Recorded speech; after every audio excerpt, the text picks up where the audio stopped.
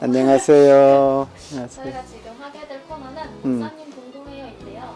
청년들이 목사님 설교는 많이 들었지만 소통할 기회가 많이 없다고 생각이 들어서 저희가 이번에 구글 시트로 국민들을 받아서 하나씩 궁금한 점을 물어보도록 하겠습니다. 좋아요. 네. 그럼 첫 번째 질문. 몇 살 때 하나님을 처음 만나게 되셨나요? 나는 어릴 때 신앙생활을 안 했지만 집에서 늘 들었던 이야기가 성경 이야기였어요. 그러니까 성경에 대한 이야기를 그 몸이 불편하신 누님을 통해서 늘 듣고 하다 보니까 나도 모르는 사이에 내 어린 시절은 자연스럽게 그 신앙에 대한 어떤 것들이 내 안에 들어왔지 않냐는 거죠. 그리고 내 주변의 분위기는 다 전부 반기독, 또 그런 분위기들이 뭐 친구 사이도 그렇고 사회도 그렇고, 그런데 그런 과정을 통해서 내 안에 자연스럽게 믿음이 생겨난 게 아닌가 하는 거죠. 그리고 우리 어머님이 어릴 적에, 내가 아주 어릴 적에 교회를 다니셨어요. 그리고 나를 데리고 예배에 참석을 했는데 나는 어릴 때 그 예배가 너무너무 길고 지루한 거야. 그리고 그 앞에서 기도하시는 분들이 한번 기도하면 얼마나 길게 기도하는지 그냥 징징거리면서 나가자고 했던 그런 기억들이 있어요. 어릴 적에 옆에 앉아서 예배 드렸던 그런 기억들이 있었는데, 아마 그 시절 그런 과정들이 나에게는 아마 어린 시절에 그 신앙이 자연스럽게 자리를 잡는 과정이 아니었을까 생각을 해요. 본격적으로 신앙생활을 시작한 거는 중학교 2학년 그때였어요. 그때 어떤 계기가 있어서 신앙생활을 시작했는데, 그때 이후로 나는 정말 주일과 수요일과 예배하는 날, 또 학생들이 모이는 토요일, 이런 날을 소중히 여기면서 열심으로 신앙생활에 힘썼고, 내 청소년 시절에 이렇게 빨간 날이 되면 놀러 가잖아, 아이들이 이제. 나는 그럴 때 놀러 가서 같이 놀아본 추억들이 별로 없어요. 왜냐하면 그럴 때마다 꼭 교회에 행사가 있었어. 좀 재미없게 살았다 생각이 들긴 한데, 또 신앙적인 측면에서 돌아보면 나에게 유익한 시간들이 아니었을까 이렇게 생각을 해요. 두 번째로 목사님의 길을 걸어가겠다고 언제 다짐을 하셨을까요? 참 이 질문을 받을 때 좀 약간 좀 그런 그 난감한 부분이 있긴 하지만, 사실 고등학교 다닐 때 그런 결심을 했어요. 이제 내가 고등학교 다닐 때 친한 친구 둘, 나까지 셋이 있었어요. 우리끼리 삼총사라고 그랬는데, 셋이 신앙생활에 좀 열심을 보이려고 애를 썼고, 또 우리가 신앙생활 하는데 좀 모범을 보이고 열정을 보이려고 하다 보니까 고등학교 다닐 때 우리 반에 한 50% 정도 아이들이 교회를 나갔어요. 그랬는데 그 두 친구하고 셋이서 어느 날 그 청소년 집회에 참석을 해서 앉아서 이렇게 있었어요. 이렇게. 근데 어떤 분이 와서 강하게 도전을 하면서 막 콜링을 했죠. 어떤 그 주의 종이 되기를 소망하고 뭐 결심을 하고 하는 이런 것들이 있었어요. 지금 같았으면 좀 많은 퀘스천을 가지고 어떻게 반응했을지 모르겠는데, 그때는 나도 모르게 그런 마음이 강하게 왔어요. 그리고 일정한 시간 지난 후에 그 두 친구랑 같이 이야기했는데, 그 중에 한 친구도 나하고 똑같은 마음을 가졌어요. 근데 그 친구도 지금 목회를 하고 있고, 나도 지금 목회자가 되었고, 한 친구는 지금 이제 고등학교 이제 뭐 교감, 교장 뭐 이러고 있는데, 셋이서 아주 좀 그 신앙생활에 열심을 보이던 그 시기였고, 그때 내 마음속에 나도 모르게 어떻게 생겨났는지는 잘 모르겠는데, 이 길을 가야 되겠구나 하는 강한 도전이 와서 그때부터 그렇게 생각하고 살았고, 그런데 난 그것보다 더 중요한 거는 내가 목사가 되겠다고 생각하고 이 길로 들어온 이후에 내가 잘못 선택했다고 후회한 적이 한 번도 없다는 거. 예.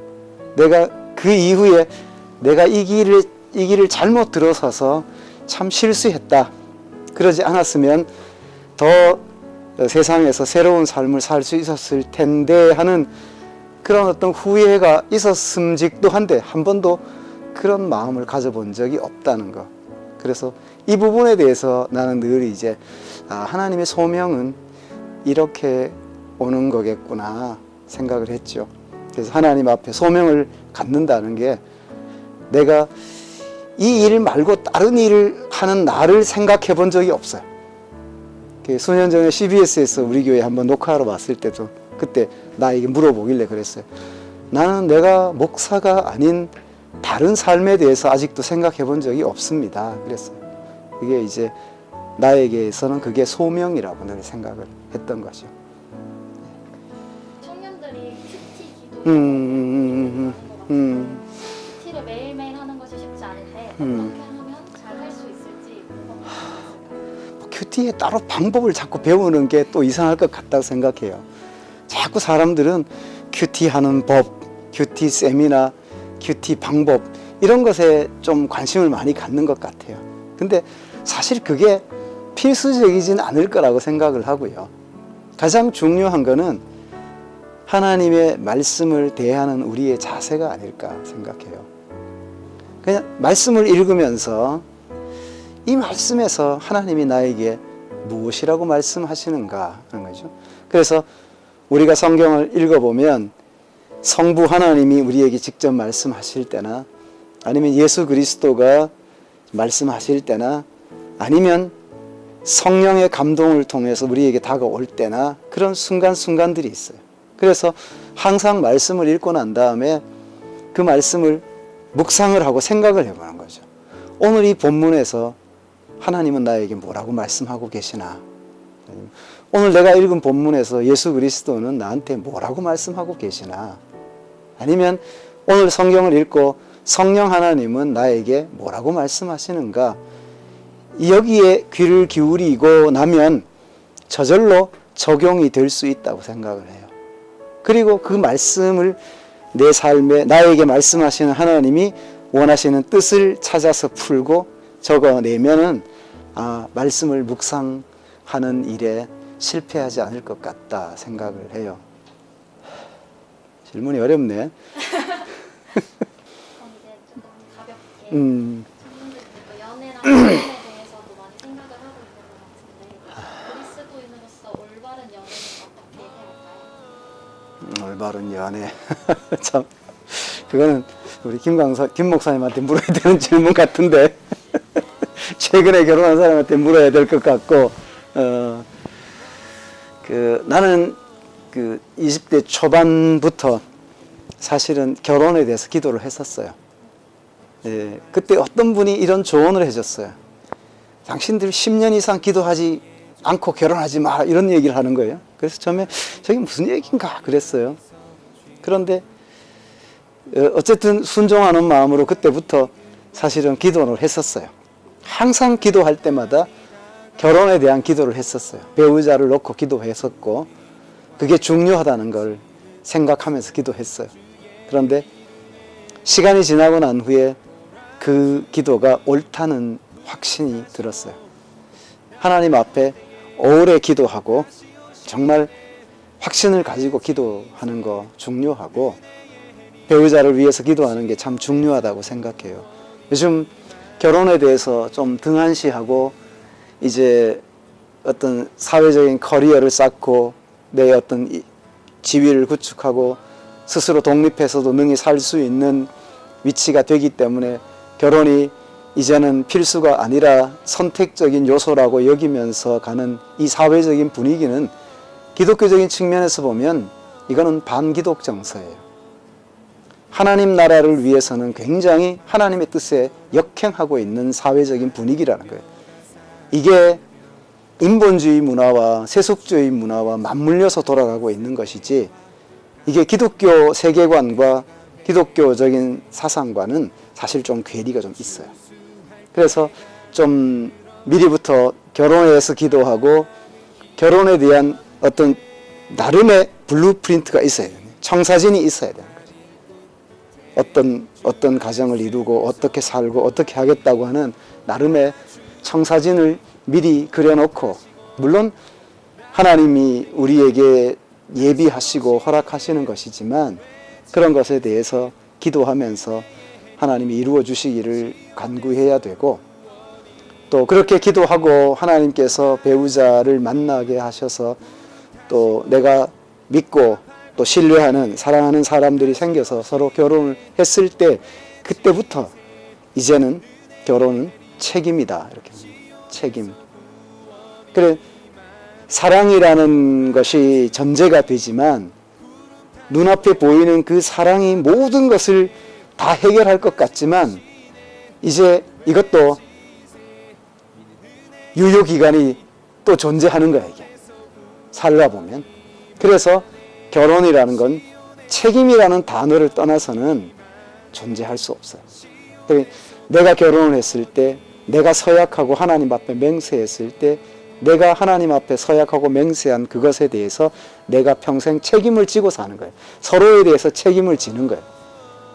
그런 것이 진정한 사랑이지, 사랑이 좋을 때만 사랑이고 애정이 식었다고 해서 그냥 뭐 좀 권태감이 느껴진다고 해서 돌아서고 팽개치고, 이건 사랑이 아니거든. 사랑은 끝까지 책임을 지고 가는 그런 관계가 되어야 되지 않겠나 하는 생각을 하게 돼요. 네. 새벽교회 청년들에게 마지막으로 해주실 말씀 있으신가요? 청년들에게 기대하는 게 많습니다. 무엇보다도 이제 나는 다른 어떤 것보다도 신앙 안에서 모든 걸 풀어야 된다고 생각을 하고 신앙적인 열정을 가져야 된다고 생각을 해요. 그리고 세곡교회, 내가 세곡교회 부임한 지가 이제 16년이 됐는데 교회에 처음 왔을 때 내가 깜짝 놀랐어요. 아니, 교회가 선교사가 세운 교회인데 왜 이렇게 교회가 그런 것에 좀 약간 좀 무디어 있지 하는 그런 생각을 하고 난 후에 좀 선교적인 일에 교회가 좀 신경을 더 쓰고 애써야 된다고 하는 생각을 했어요.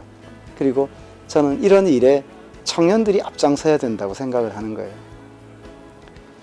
다른 어떤 주변에 보면 중고등학생들조차도 알바를 해서 돈을 모아서 방학 때가 되면 그 돈으로 비행기표를 사고 선교지에 가서 봉사하고 섬기다가 오고 이런 일들이 비일비재한 현실이거든요. 우리 청년들도 이런 정도의 수고는 충분히 할 수 있을 거라고 생각하고, 그래서 자신들이 헌신해서 충분히 방학 동안에 내가 알바를 해서 일정한 액수를 모으고 내가 비행기표를 사고 선교지에 필요한 물품을 뭔가를 만들기 위해서 우리가 힘을 모으고, 이런 형태로 자발적으로 누가 시키지 않는데도 자발적으로 그런 선교에 동참하고 또 수고하고 섬기는 이런 모습들을 사실은 기대하고 있는 거예요. 우리도 얼마든지 할 수 있을 거라고 생각을 해요. 뜻을 가지고 목표를 정하면 그 일을 이룰 거라고 생각하는데, 우리 청년들이 이 일에 앞장서서 교회에 좀 도전이 되었으면 좋겠다 하는 생각을 하는 거예요. 그래서 우리끼리 모여서 예배하고 공동체를 이루는 것, 이것은 그런 어떤 액션을 위한 이게 힘을 얻는, 이게 동인이 되어야지 여기서 계속 그 쏟아놓고만 있으면 안 된다. 이걸 폭발을 시켜야 돼요, 사방으로. 그럴 때 교회가 움직일 수가 있어요.